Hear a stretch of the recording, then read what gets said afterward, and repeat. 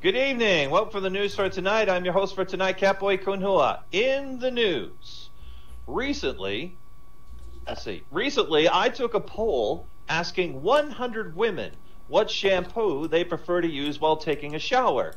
100% of them said, "Get the hell out of my bathroom, you little pointy pervert."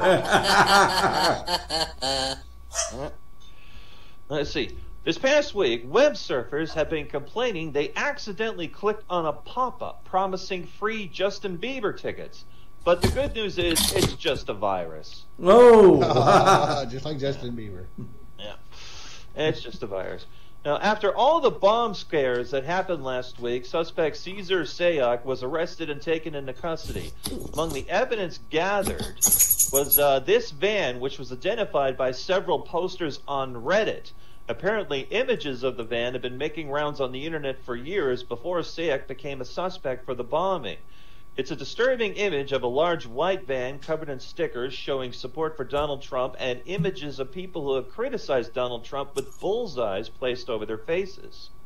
One Redditor commented, "This van looks like what would happen if Steve Bannon raped a transformer and the Republicans forced it to carry the baby to full term." Yeah, David Ward, ICE agent, claimed that the caravan migrants were carrying smallpox, a disease that was eradicated almost 40 years ago. Something Fox News was reluctant to point out because it would involve admitting that vaccines actually work. Yeah, just like that. Yeah. David Ward also made claims that the caravan migrants could be carrying leprosy, which would be an effective scare tactic if your target audience thought they were still living in biblical times where leprosy was an agonizing death sentence. In the entire later half of the 20th century, science has perfected treatment and cures for leprosy from mere dollars a pill.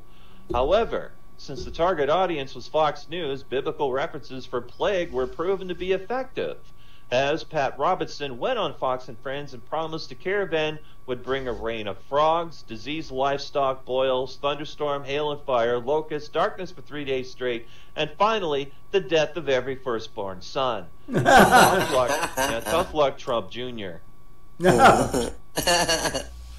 See, scientists living in the remote outpost of Antarctica stabbed a colleague who kept giving away the ending of books. Coincidentally, the last book the scientist was reading before he was stabbed his colleague was Robert A. Heinlein's The Moon is a Harsh Mistress, a story about scientists living on a remote outpost on the moon. These scientists had to learn to be exceedingly polite with one another because there are many ways to accidentally, quotation marks, die on the moon. It was obvious the scientist had not had a chance to finish the whole book because he missed the part that when you try to bump someone off, you're supposed to make it look like an accident. Right. Now, with the recent shootings in Pittsburgh and synagogues, this is a time when Americans look to leaders for comfort and guidance, which is your first mistake. Immediately after the shooting, Trump told reporters how the attack in Pittsburgh could have been prevented. There were no surprises when he, of course, called for more guns. Trump said guns are such a simple answer. He doesn't know why the Jewish people have not been carrying assault rifles for the past 5,000 years. Would have saved Moses an awful lot of trouble. Let's see. Get rid of that. And this one. Okay. Now, sorry about that. I got it all mixed up. Let's see. With American midterm elections a week away, a recent poll revealed that among voters, healthcare is the #1 issue. Now, many politicians are taking this as optimistic news, as it indicates that Americans still wish to live.